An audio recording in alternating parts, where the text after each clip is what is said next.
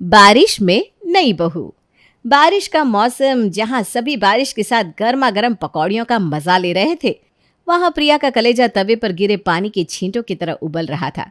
ये कहानी शुरू होती है प्रिया के घर से, जहां बाहर हॉल में विनय के परिवार वाले उसके परिवार वालों के साथ बैठे हुए थे और कमरे में बैठी प्रिया किसी भी दूसरी लड़की की तरह घबरा रही थी।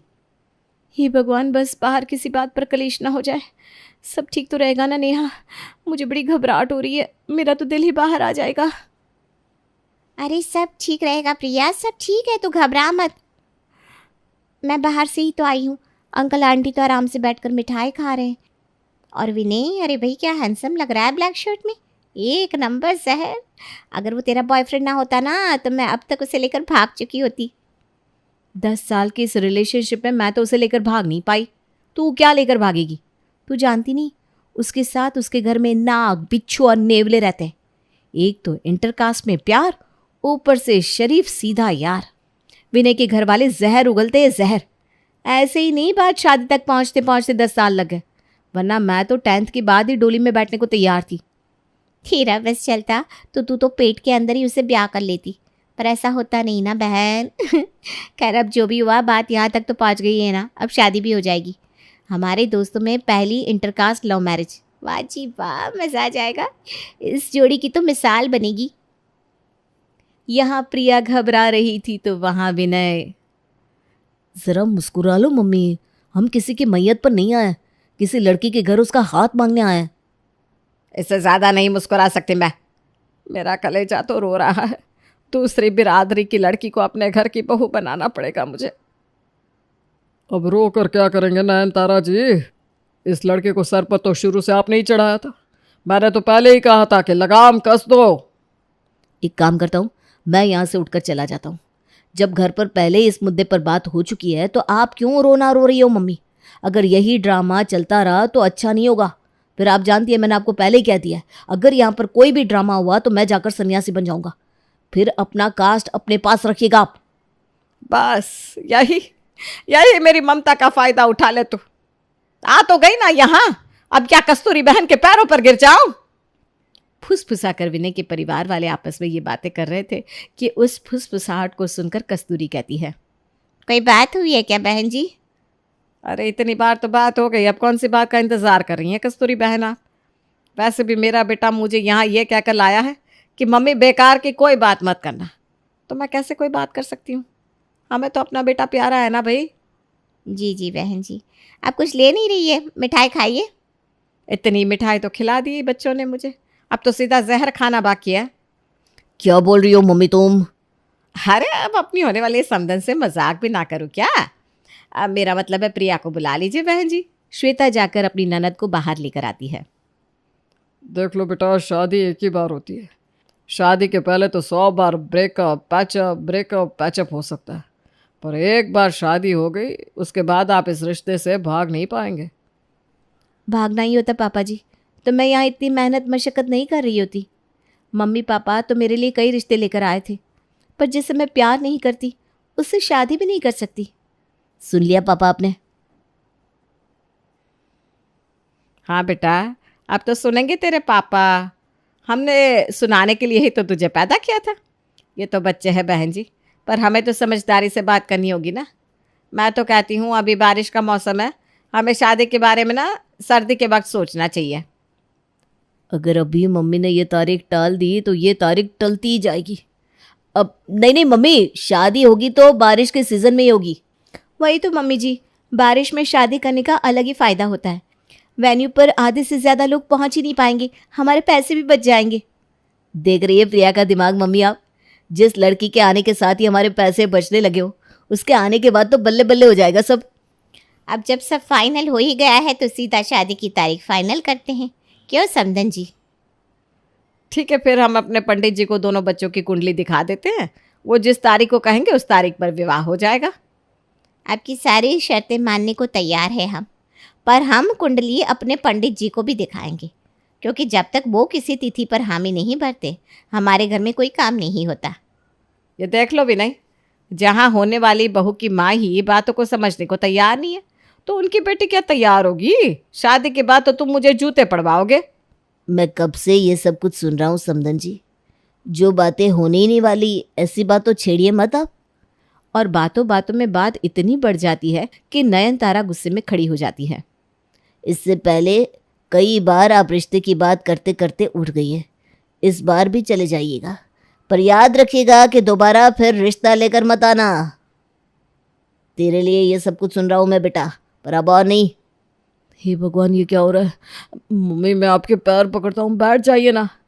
पापा जी, आप मुझे माफ़ कीजिए प्लीज़। आप लोग समझने की कोशिश कीजिए, मैं प्रिया के बिना नहीं रह सकता।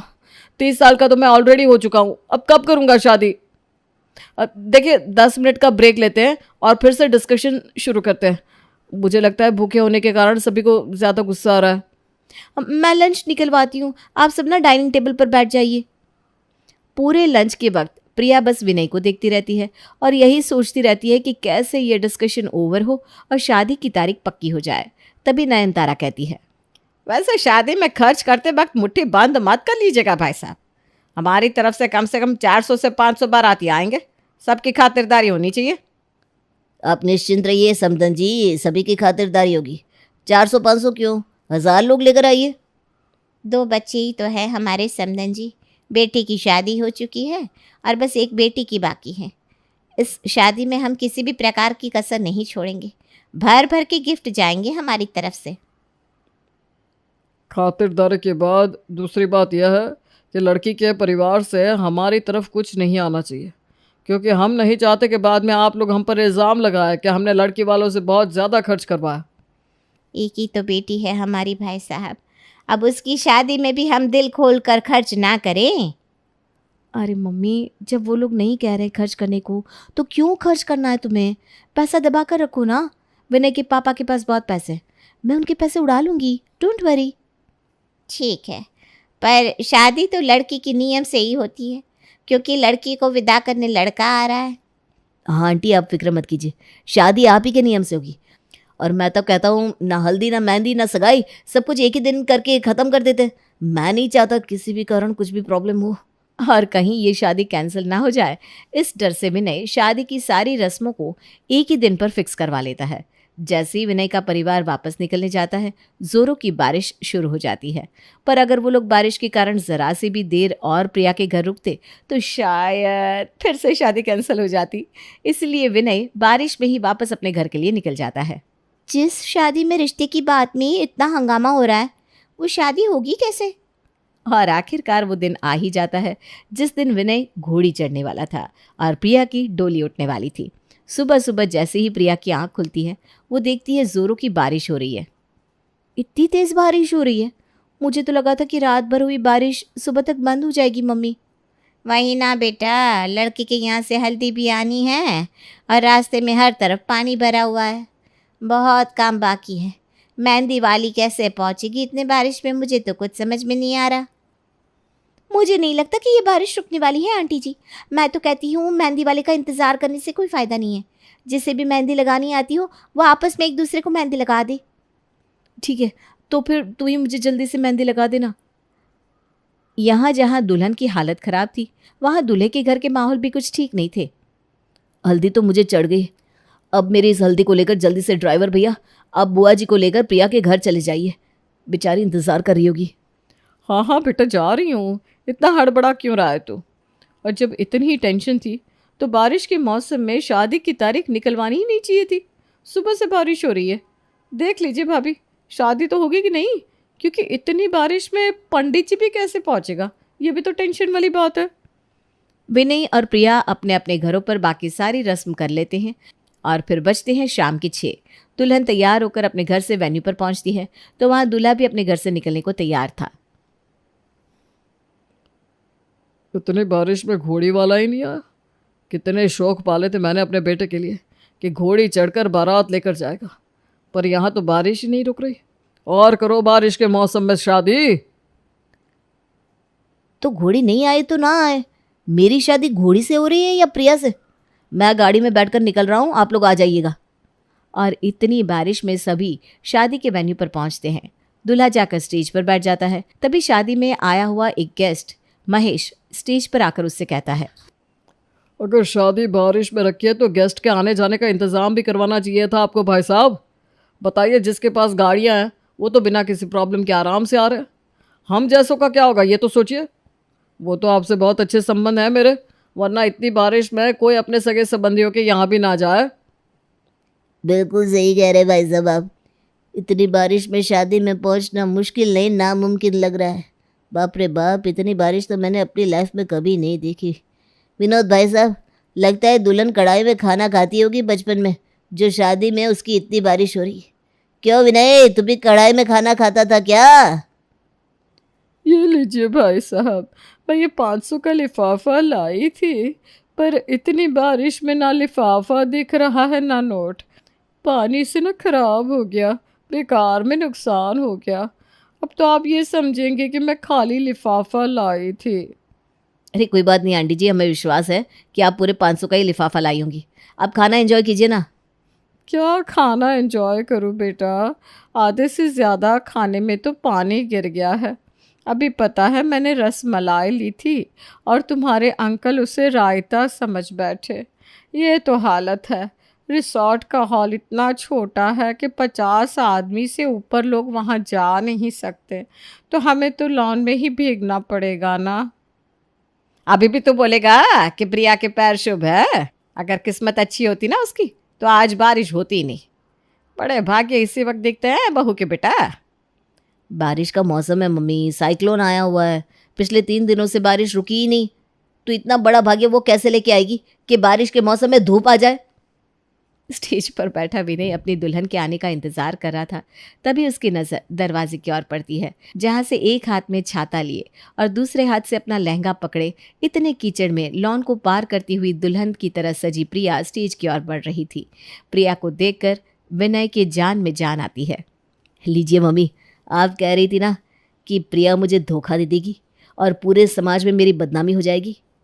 हो गई बदनामी? नहीं ना, इतनी बारिश में भी आ गई है मेरी प्रिया। ओहो, बेचारी का तो पूरा मेकअप ही धुल गया है। मेकअप लगाया ही नहीं है बहू ने शिल्पा जी। अब इतनी बारिश में कौन है उसके चेहरे को देखेगा, इसलिए लगता है लड़की वालों ने पैसे बचा लिए यहाँ पर। या फिर ये भी तो हो सकता है ना, मेकअप आर्टिस्ट ना पहुंची हो बारिश के कारण। वो पहुँचे ना पहुँचे, पंडित जी पहुँच जाए तो गनीमत है भाई। और सभी लोगों की बातें जैसे जैसे प्रिया के कानों में जा रही थी वो और ज़्यादा घबराती जा रही थी। भाभी, आप पंडित जी से बात कीजिए ना, उनके बिना शादी कैसे होगी। ऐसे ही विनय के परिवार वाले शादी को रुकवाना चाहते हैं। मैं नहीं चाहती कि शादी होते होते रुक जाए। अरे तू फिक्र मत कर, मैंने तेरे भैया को भेजा है, वो पंडित जी को ले आएंगे। इतना ताना बाना, इतनी टेंशन और इतनी बारिश में चुनिंदा गेस्ट के साथ विनय और प्रिया स्टेज पर बैठे बारिश रुकने का इंतज़ार कर रहे थे। शादी का मंडप भी लॉन में बंधा हुआ है, अग्निकुंड भी वहीं तैयार किया गया है। ये सब कुछ हमारे साथ ही क्यों होना था। अरे भाई, इसमें हमारी गलती नहीं है, ये तो कोइंसिडेंस है बाबू। और थोड़ा डेकोरेटर का फॉल्ट भी है। उसे पता ही था कि बारिश का मौसम है, तो मंडप तो कम से कम हॉल में लगाना चाहिए था। होने वाले दुल्हा दुल्हन आपस में बात कर रहे थे, तभी हड़बड़ाकर भागती हुई कस्तूरी वहां आती है। बेटा, तेरा भाई लौट आया है पर अकेला। आगे जाकर रास्ता रोक दिया गया है। पानी खतरे की रेखा से ऊपर आ गया था। वो पंडित जी तक पहुंच नहीं पाया बेटा। पंडित जी नहीं आ पाएंगे। मुझे माफ़ कर दे बेटा, तेरी माँ हार गई। क्या? फिर शादी कैसे होगी? ये मत बोली मम्मी जी, कहीं भैया मजाक तो नहीं कर रहे? पंडित जी बाहर ही होंगे। तुम टेंशन ना लो प्रिया, तुम जानती हो ना भैया का नेचर। मैं अभी लाता हूँ पंडित जी को। तभी वहाँ लड़के की माँ आती है। अरे वाह, नहीं आ रहे पंडित जी? अब मेरा मतलब है, ये तो बहुत बुरा हुआ बेटा, खुद को संभाल तू। इस बार तो हम पर इल्ज़ाम भी नहीं लगाया जा सकता, हमने तो हामी भर दी थी ना। ये सुनते ही प्रिया फूट फूट कर रोने लगती है, पर अब वो कर भी क्या सकती थी। इतनी कोशिशों के बाद भी शादी नहीं होने वाली थी। तभी श्वेता कहती है, लगता है आप सब भूल गए, ब्राह्मण के घर की बेटी हूँ मैं। पंडित जी नहीं है तो क्या हुआ, मैं तो हूँ। पापा के साथ रह रहकर मैंने सब सीख लिया था। मुझे शादी के सारे मंत्र आते हैं, फेरे मैं ही करवा दूंगी। भाभी आप, ए भगवान तूने लाज रख ली।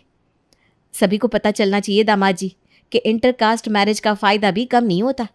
मैं दूसरे कास्ट की थी तो आज फ़ायदा हो गया ना। ब्राह्मण की बेटी हूँ, जो कह दिया सो कह दिया। आप प्रिया के साथ फेरों के लिए बैठ जाइए। मुहूर्त शुरू हो गया है, मैं मंत्र शुरू करती हूँ। अब तो चाहे दुनिया इधर की उधर क्यों ना हो जाए, शादी आज ही होगी। और कमर पर अपनी साड़ी बांधे श्वेता मंत्र पढ़ना शुरू कर देती है। देखिए भाभी जी, प्रिया की भाभी भी लव मैरिज करके आई थी।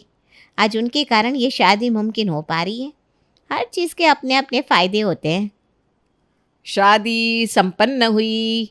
आज से आयुष्मती प्रिया और आयुष्मान विनय पति पत्नी हुए। अब दुल्हा दुल्हन सभी बड़ों का आशीर्वाद ले ले। और आखिरकार इतनी बारिश में नयनतारा के घर उनकी बहू पहुंच ही जाती है। बारिश में नई बहू के गृह प्रवेश के लिए तैयार रहे नयनतारा जी। अब तो मुस्कुरा दो मम्मी। अरे चल मुस्कुरा दिया। अगर हम कोशिश करें तो सब कुछ मुमकिन है। अगर इतने सारे प्रॉब्लम्स को देखकर प्रिया या विनय में से कोई भी पीछे हट जाता तो ये शादी कभी नहीं हो पाती।